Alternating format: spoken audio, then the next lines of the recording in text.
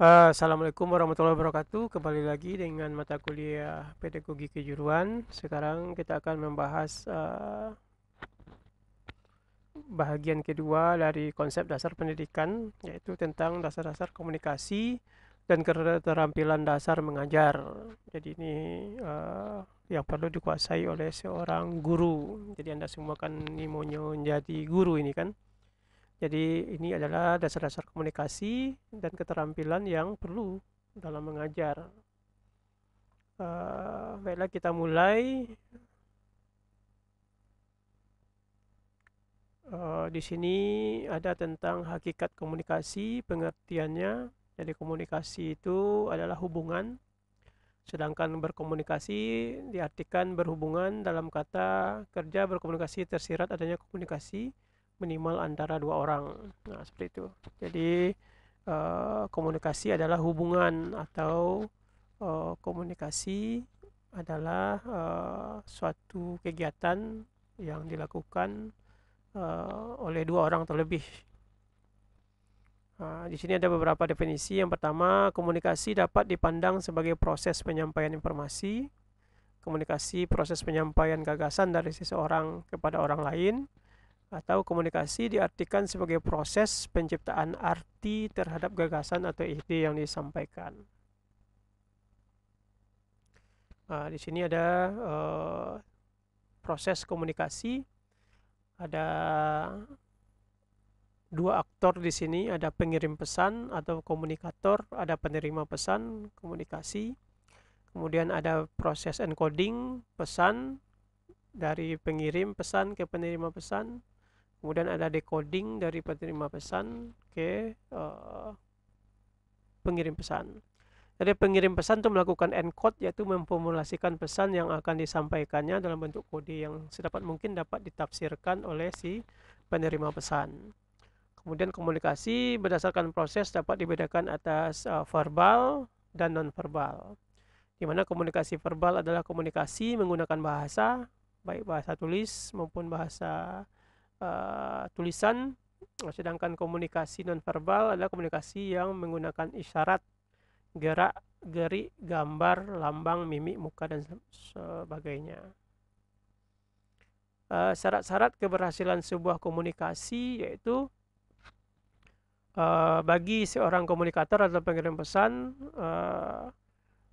komunikator merupakan sumber dari pengirim pesan dan kepercayaan penerima pesan pada komunikator serta keterampilan komunikator dalam melakukan komunikasi itu menentukan keberhasilan komunikasi.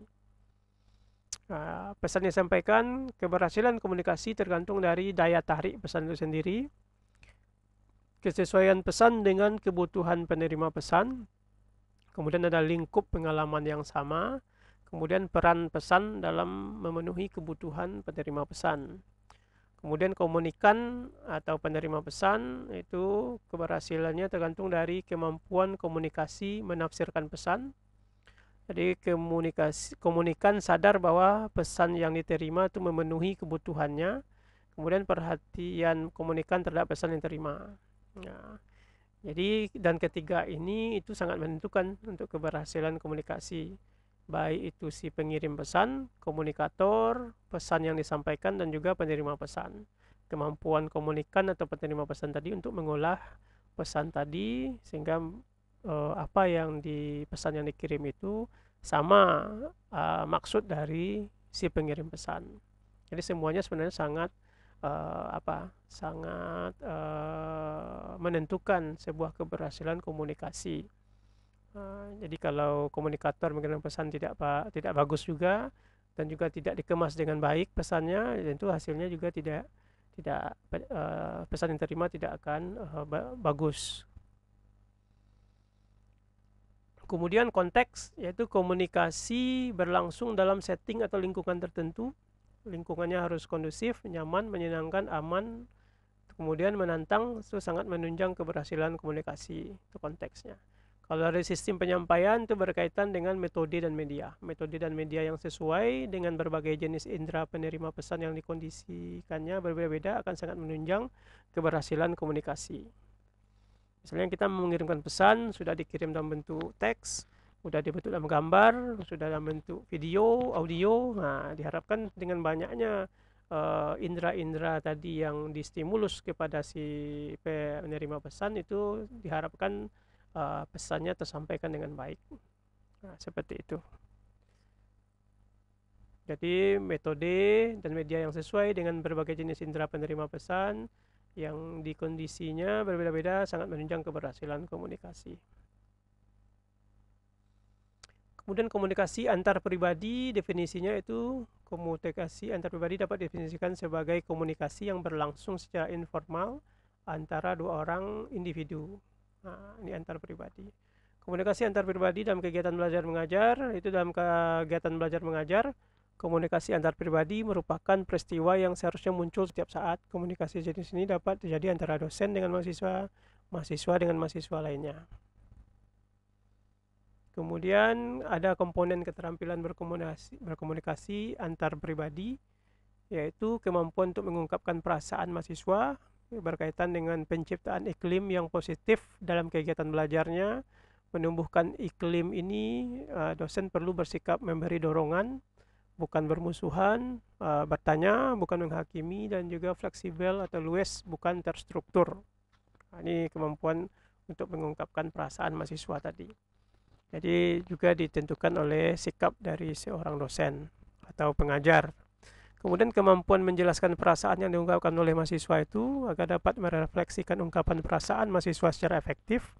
Itu dosen juga mengingat hal-hal berikut, yaitu hindari prasangka terhadap pembicara atau topik yang dibicarakan. Perhatikan dengan cermat semua pesan verbal atau non-verbal dari pembicara. Lihat, dengarkan, dan rekam dalam hati kata atau perilaku yang diperlihatkan pembicara tersebut. Kemudian bedakan dan simpulkan kata atau pesan yang bersifat emosional dengan yang rasional. Beri tanggapan pada mahasiswa dengan cara memparaphrase kata-kata yang diucapkan. Jadi coba diulang lagi pesan yang diberikan oleh si mahasiswa tadi. Apakah memang ini maksudnya? Jika ya, tentu berarti pesannya sudah sampai. Kemudian jaga nada suara, jangan sampai berteriak, menghakimi atau memusuhi. Kemudian minta klarifikasi apakah yang dikatakan pada nomor 5 itu benar demikian. Nah, ini yang harus dilakukan juga oleh seorang dosen ketika menerima pesan dari mahasiswa. Kemampuan ini meliputi hal-hal berikut. Jadi mendorong mahasiswa untuk memilih perilaku alternatif, yaitu kemampuan mencari atau mengembangkan berbagai perilaku alternatif yang sesuai, kemampuan melatih perilaku alternatif serta merasakan apa yang dihayati mahasiswa dengan perilaku tersebut, menerima balikan dari orang lain tentang keefektifan setiap perilaku, meramalkan konsekuensi jangka pendek dan jangka panjang dari setiap perilaku alternatif, juga memilih perilaku alternatif yang paling sesuai dengan kebutuhan pribadi mahasiswa. Kemudian komunikasi dosen dan mahasiswa untuk menciptakan iklim yang kondusif, itu ada W.R. Houston namanya dan kawan-kawan tahun 90, menyarankan pentingnya mengkomunikasikan harapan atau ekspektasi dari dosen ke mahasiswa. Nah, yang perlu diperhatikan yang pertama itu tujuan. Nah, dosen harus clear mengenai tujuannya, baik itu tujuan maksudnya atau tujuan pembelajaran dan lain sebagainya. Yang kedua itu respect atau rasa hormat, itu harus clear. Siswa harus menghormati dosen. Kemudian kita harus menciptakan keteraturan, berlaku adil, kemudian menciptakan rasa aman dan juga penuh perhatian atau care terhadap apapun yang terjadi di kelas. Itu komunikasi antara dosen dan mahasiswa nantinya. Kemudian ada keterampilan dasar mengajar. Nah, jadi keterampilan mengajar itu ada yang bersifat generik. Menurut Turni tahun 97 ada 8 keterampilan mengajar. Yang pertama yaitu kemampuan bertanya, kemudian kemampuan memberi penguatan, kemudian mengadakan variasi, kemudian menjelaskan, membuka dan menutup pelajaran, membimbing diskusi kelompok kecil, mengelola kelas, dan juga mengajar kelompok kecil dan individual. Ini 8 keterampilan mengajar dasar yang perlu dikuasai oleh seorang pengajar, dosen, guru, dan lain sebagainya. Cara menguasai keterampilan dasar mengajar tadi yaitu yang pertama memahami hakikat prinsip dan komponen keterampilan yang dapat dilakukan dengan berbagai cara, yaitu membaca dan mendiskusikan setiap jenis keterampilan. Jadi 8 tadi itu kita harus diskusikan apa saja keterampilan tersebut. Kemudian mengenal komponen keterampilan tersebut satu persatu dan coba nanti didiskusikan dan diaplikasikan atau implementasikan. Yang kedua itu penerapan keterampilan dalam bentuk pengajaran mikro. Pengajaran mikro itu pengajaran biasa yang ukurannya diperkecil atau micro teaching. Pelajaran mikro dapat dilakukan dalam bentuk sebenarnya, yaitu dengan menggunakan mahasiswa sebenarnya sebagai murid, dan bisa juga dalam bentuk simulasi dengan menggunakan teman sendiri sebagai murid. Nah, jadi mungkin perlu juga kita ciptakan sebuah pembelajaran untuk bisa belajar menguasai kedelapan keterampilan dasar tadi. Bisa dengan teman tadi katanya. Jadi silakan nanti jika ingin menguasai 8 keterampilan ini, coba buat nanti kelompok-kelompok dalam belajar mengajar. Nah, seperti itu. Tadi saling membuat simulasi untuk mempelajari atau menguasai 8 teknik atau keterampilan dasar mengajar tadi. Kemudian terapkan keterampilannya dalam praktek mengajar. Nah, ini uraian singkat mengenai 8 keterampilan dasar mengajar ini, yaitu tadi keterampilan bertanya. Jadi saya akan menjabarkan mungkin separuh saja, 4 keterampilan saja. Kemudian nanti yang lainnya akan kita bahas di forum diskusi yang ada di e-learning, yaitu kegiatan belajar 2, diskusi mengenai dasar-dasar komunikasi. Yang pertama itu keterampilan bertanya. Keterampilan bertanya dasar. Yang pertama itu bagaimana mengungkapkan pertanyaan secara jelas dan singkat. Jadi pertanyaan itu harus jelas, singkat, to the point. Yang kedua itu memberikan acuan, yaitu informasi yang diberikan sebelum mengajukan pertanyaan. Yang ketiga itu pemusatan perhatian. Yang keempat penyebaran pertanyaan. Yang kelima pemindahan giliran. Yang keenam pemberian waktu berpikir. Kemudian pemberian tuntunan. Tuntunan itu dapat dibedakan mengungkapkan pertanyaan dengan cara lain, menyederhanakan pertanyaan, dan juga mengulangi penjelasan atau acuan sebelumnya.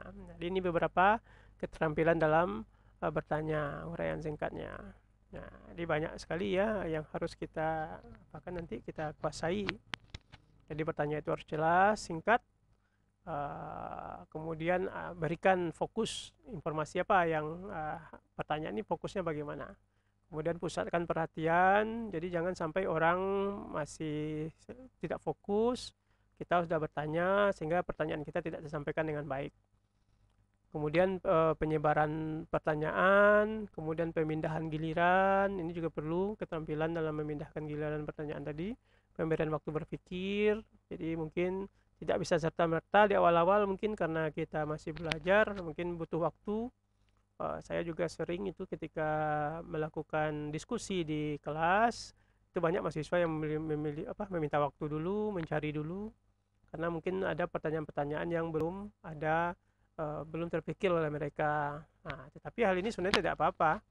Jadi kita harus memberikan waktu untuk berpikir, dan sebenarnya mungkin kalau kita tahu, beritahukan saja bahwa kita belum tahu, mungkin diberikan kesempatan giliran kepada yang lain untuk bisa menjawab jika ada yang tahu. Jadi jangan sampai vakum seperti itu. Kemudian pemberian tuntunan ini lebih ke misalnya jika pertanyaannya belum jelas, jadi si siswa atau yang akan menjawab nanti boleh mengungkapkan pertanyaan lagi dengan cara lain, atau si petanya juga bisa enggak diulangi pertanyaannya, mungkin diungkapkan pertanyaannya dengan cara yang lain, mungkin tadi kurang jelas, disederhanakan atau menjelaskan apa fokusnya sebenarnya apa, seperti itu. Kemudian keterampilan bertanya lanjut terdiri dari komponen-komponen berikut, yaitu mengubah tuntunan tingkat kognitif dalam menjawab pertanyaan, kemudian pengaturan urutan pertanyaan dari yang sederhana sampai pertanyaan yang agak kompleks, kemudian menggunakan pertanyaan pelacak dengan berbagai teknik, yaitu identifikasi, meminta penjelasan lebih lanjut atas jawaban siswa, meminta mahasiswa memberi alasan atas jawabannya, meminta kesepakat pandangan dari mahasiswa lain, meminta ketetapan jawaban, meminta jawaban yang lebih relevan, meminta contoh, dan meminta jawaban yang lebih kompleks. Kemudian peningkatan terjadinya interaksi dengan cara meminta mahasiswa lain memberi jawaban atas pertanyaan yang sama. Nah, kemudian dalam keterampilan bertanya ini penting ini, hindari mengulangi pertanyaan sendiri, menjawab pertanyaan sendiri, menunjuk dulu sebelum bertanya, kemudian mengajukan pertanyaan ganda, mengajukan pertanyaan yang mengundang jawaban yang serempak dan lain sebagainya. Ini yang dihindari. Jadi untuk yang keterampilan lanjut ini tadi, misalnya setelah dijawab oleh seseorang, itu kita perlu misalnya ada yang namanya identifikasi, artinya kita meminta penjelasan lebih lanjut jika masih kurang jelas boleh. Kemudian meminta mahasiswa untuk memberikan alasan dan jawabannya ketika dia sudah menjawab, oh ya, kenapa begitu? Jadi kita bisa juga bertanya lebih lanjut, kenapa siswa itu menjawab seperti itu. Kemudian meminta kesepakatan pandangan dari mahasiswa lain, bisa juga untuk klarifikasi, oke, yang A mungkin sudah bisa diterima, tapi mungkin ada lagi teman-teman yang lain yang memiliki jawaban yang berbeda, silakan diklarifikasi, minta kesepakatan. Jika 2 atau 3 orang sudah sama setuju jawabannya seperti itu, ya bisa kita tutup. Kemudian meminta ketetapan jawaban seperti tadi, meminta jawaban yang lebih relevan. Jika dianggap jawabannya kurang relevan, bisa ditanyakan lagi jawabannya, atau diminta lagi jawaban yang lebih relevan, atau mungkin dengan disertai contohnya apa. Nah, jadi kalau misalnya dia menjawab kurang jelas, minta contoh juga bisa, contoh yang itu bagaimana. Kemudian juga meminta jawaban yang lebih kompleks jika terlalu sederhana. Itu beberapa keterampilan bertanya lanjut. Jadi banyak sekali ya, jadi silakan nanti dipelajari, dipahami, kemudian diaplikasikan nanti dalam berbagai kesempatan. Anda banyak ini kesempatannya lagi setelah mata kuliah pedagogi ini. Diharapkan Anda mampu menguasai ini semua dan kemudian bisa mengaplikasikannya pada mata kuliah, pada seminar, juga pada misalnya kalau ada punya presentasi di suatu seminar internasional, nasional dan sebagainya. Itu coba nanti diimplementasikan. Yang kedua itu keterampilan dalam memberikan penguatan. Nah, penguatan dibedakan dalam bentuk verbal, yaitu berupa kata-kata atau kalimat pujian seperti bagus, tepat sekali, dan lain-lain sebagainya. Ini secara verbal memberikan penguatan atas jawaban orang dan lain sebagainya, atau mungkin atas pertanyaan, pertanyaan yang bagus, saya akan mencoba menjawab dan sebagainya. Kemudian non-verbal yaitu berupa gerak, mendekati, mimik dan gerakan badan, sentuhan, kegiatan yang menyenangkan, serta token atau simbol atau benda lain-lain, benda kecil lain. Nah, ini keterampilan memberi penguatan. Hal-hal yang diperhatikan dalam memberi penguatan ini yaitu penguatan diberikan dengan hangat dan antusias. Penguatan itu harus bermakna. Hindari respon negatif terhadap jawaban peserta. Misalnya ketika dijawab oleh peserta kemudian saya rasa itu tidak benar, itu apa. Jadi jangan memberikan respon negatif terhadap jawaban tersebut. Peserta yang diberi penguatan harus jelas sebutkan namanya. Penguatan dapat diberikan kepada kelompok peserta tertentu, dan kemudian agar menjadi lebih efektif penguatan harus diberikan segera setelah perilaku yang baik ditunjukkan. Kemudian penguatan harus bervariasi. Oke, ini beberapa penguatan yang bisa kita lakukan terhadap kemampuan ketika dalam melakukan komunikasi. Kemudian keterampilan mengadakan variasi, yaitu variasi dalam pengajaran, yaitu variasi dalam gaya mengajar.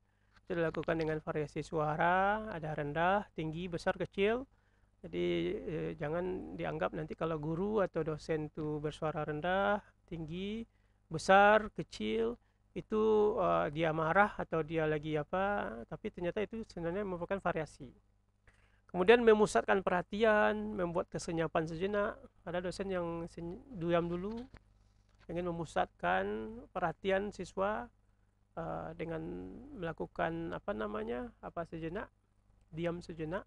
Mungkin ada mahasiswa atau siswanya lagi ngobrol, tidak mendengarkan, dia akan senyap sejenak untuk memusatkan perhatian lagi. Kemudian mengadakan kontak pandang, variasi dalam gerakan dan mimik. Kemudian mengubah posisi, misal dari depan kelas ke tengah ke belakang, itu merupakan variasi dalam pengajaran. Jadi jangan mengajar kita hanya di depan saja seperti itu. Jadi harus dilakukan variasi-variasi. Kemudian variasi dalam penggunaan media dan bahan pelajaran, variasi alat dan bahan yang dapat dilihat, didengar, diraba, dan dimanipulasi. Jadi media-medianya diharapkan nanti banyak juga, banyak.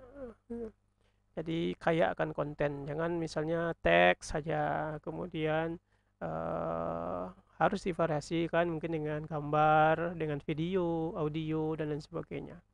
Be kreatif dalam menciptakan variasi dalam pembelajaran itu. Kemudian variasi dalam pola interaksi dan kegiatan dalam bentuk klasikal, kelompok, dan perorangan sesuai dengan keperluan. Oke. Kemudian yang keempat itu keterampilan menjelaskan. Nah, pengertian dan tujuannya itu kegiatan menjelaskan bertujuan untuk membimbing mahasiswa memahami berbagai konsep hukum, prinsip, atau prosedur. Itu kemampuan menjelaskan. Yang kedua, membimbing mahasiswa menjawab pertanyaan. Kemudian melibatkan mahasiswa untuk berpikir, mendapatkan balikan dari mengenai pemahaman mahasiswa, kemudian menolong mahasiswa untuk menghayati berbagai proses. Itu pengertian dan tujuan dari keterampilan menjelaskan ini. Komponen keterampilannya itu komponen merencanakan penjelasan, misalnya isi pesan atau pokok-pokok materi yang dipilih dan disusun secara sistematis, itu kita sertai dengan contoh. Kemudian hal-hal yang berkaitan dengan karakteristik penerima pesan juga. Kemudian komponen menyajikan penjelasan itu kejelasan, baik itu bahasa, berbicara, mengidentifikasi istilah teknis, dan berhenti sejenak untuk melihat respon dari mahasiswa. Nah, ini keterampilan-keterampilan yang berhubungan dengan keterampilan menjelaskan. Kemudian penggunaan contoh dan ilustrasi. Jadi dalam menjelaskan suatu definisi, kita jangan hanya pengertiannya saja, definisi saja, kemudian sudah selesai. Tapi mungkin beberapa definisi, kemudian beberapa contoh, sehingga orang tahu, oh itu ya, seperti itu. Kemudian pemberian tekanan pada bagian-bagian yang penting, misalnya dalam bentuk media nanti penekanan bisa dengan huruf yang berbeda, warna yang berbeda, dan lain sebagainya. Kemudian balikan tentang penjelasan yang disajikan dengan melihat mimik mahasiswa atau mengajukan pertanyaan. Ketika kita menjelaskan sesuatu, coba lihat mimik wajah mahasiswa tersebut. Bagaimana ketika kita menjelaskan itu, apakah dia misalnya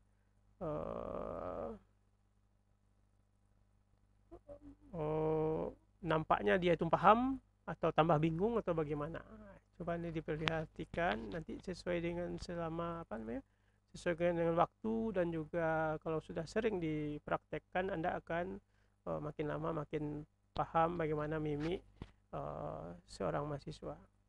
Kemudian prinsip penggunaan penjelasan dapat diberikan pada awal, tengah, atau akhir dari pelajaran. Penjelasan itu harus relevan dengan tujuan. Kemudian materi yang dijelaskan harus bermakna, dan juga penjelasan yang diberikan sesuai dengan kemampuan dan latar belakang siswa. Ini tentang kemampuan menjelaskan. Ada lagi beberapa yang lain, keterampilan membuka dan menutup pelajaran. Jadi silakan dibaca. Saya harapkan itu dibaca oleh mahasiswa supaya tidak terlalu banyak saya bicara, tapi Anda juga membaca. Nanti kita diskusikan nanti di forum diskusi kegiatan belajar 2 mengenai dasar-dasar komunikasi.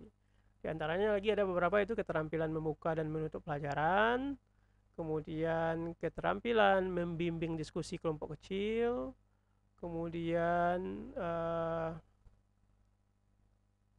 keterampilan mengelola kelas. Ini sebenarnya sudah sering juga tadi disinggung juga. Kemudian keterampilan mengajar kelompok kecil dan individual. Jadi ada itu beberapa lagi keterampilan, silakan dibaca, kemudian kita diskusikan, dan jika ada pertanyaan silakan di forum diskusi atau di bagian bawah dari video ini. Terima kasih atas perhatiannya, semoga bermanfaat. Assalamualaikum warahmatullahi wabarakatuh.